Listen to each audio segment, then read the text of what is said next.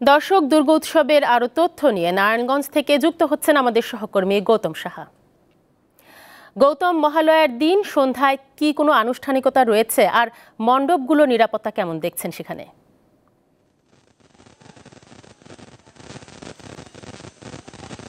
পিতৃপক্ষের অবসান, মাতৃকুলের যে আগমন, সেই সময়টাকেই মহালয়া বলে। এই মহালয়ের মাধ্যমে কিন্তু দুর্গাপূজার আনুষ্ঠানিকতা শুরু হয়। আমরা সকাল থেকে যে বিষয়টি দেখেছি, ভোরে কিন্তু এখানে কিন্তু চণ্ডীপাতের মাধ্যমে মহালয়ার আনুষ্ঠানিকতা শুরু হয়েছে। তার পরবর্তীতে গীতিগান এবং অসুরবধের যে মঞ্চায়ন, রামায়ণ, সেগুলো কিন্তু মঞ্চায়ন করেছে। সাংস্কৃতিক অনুষ্ঠানের করা হয়েছে বিভিন্ন সংগঠনের পক্ষ থেকে মন্দিরে মন্দিরে। আর বিশেষ করে এই মহালয়ার মাধ্যমে কিন্তু বিভিন্ন মন্দিরে প্রতি 2 ঘন্টা করে প্রতিদিন, যেহেতু 9 তারিখে ষষ্ঠী রয়েছে, ষষ্ঠীর আগ পর্যন্ত প্রতিদিনই কিন্তু 2 ঘন্টা করে চণ্ডীপাঠ করা হবে বলে জানিয়েছেন এখানকার পুরোহিত। এবং আরেকটি বিষয়, আমরা যে বিষয়টি দেখেছি, সকাল থেকে বিভিন্ন মন্দিরে যে মহালয়ের যে পূজা অর্চনা সেটা করা হয়েছে। এবং নারায়ণগঞ্জের যে আমলাপাড়া বালাজির মন্দির রয়েছে, সেখানে কিন্তু ব্যবচাকা নামে একটি সংগঠন, তারা কিন্তু এখানে এই সাংস্কৃতিক অনুষ্ঠানের আয়োজন করেছেন। সেখানে আমরা দেখেছি তারা অসুরবধের যে দুর্গা সাজিয়ে এবং গীতি গান সাজিয়ে তারা কিন্তু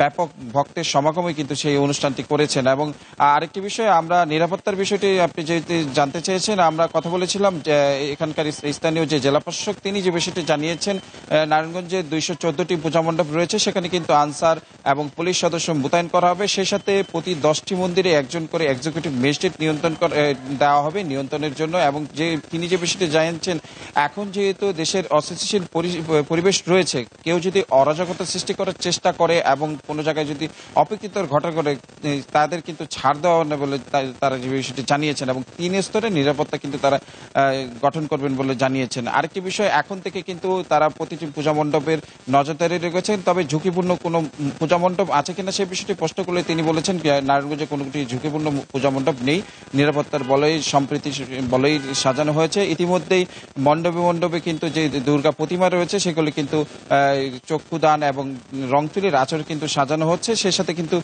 আলোকসজ্জা এবং স্টেজের কাজও কিন্তু করা হচ্ছে। সর্বোপরি মহালয়ার মাধ্যমে কিন্তু হিন্দু সম্প্রদায়ের মনের ভিতর কিন্তু যে আনন্দের উৎসবের আমেজটা কিন্তু নাড়া দেয়, সেই আনন্দে উৎসবে কিন্তু আজ থেকে কিন্তু সবার মনে নাড়া দিচ্ছে। এবং আগামী 9 অক্টোবর ষষ্ঠী এবং 13 অক্টোবর দশমী বিসর্জনের মধ্যে দিয়ে কিন্তু দুর্গাপূজার সমাপ্তি হবে। এই ছিল আসলে আমার কাছে মহালয়ার এখন পর্যন্ত সর্বশেষ। গৌতম, আপনাকে ধন্যবাদ।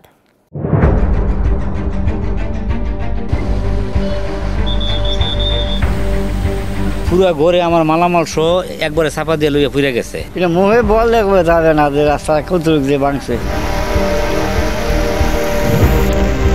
200 বছর আগের ঐতিহ্য মাটির ঘর ছিল, ওই মাটির ঘরগুলো একবারে ভাঙ্গা নিচে পড়ে গেছে। মানুষের তো অসহায়, করার কিছু নাই।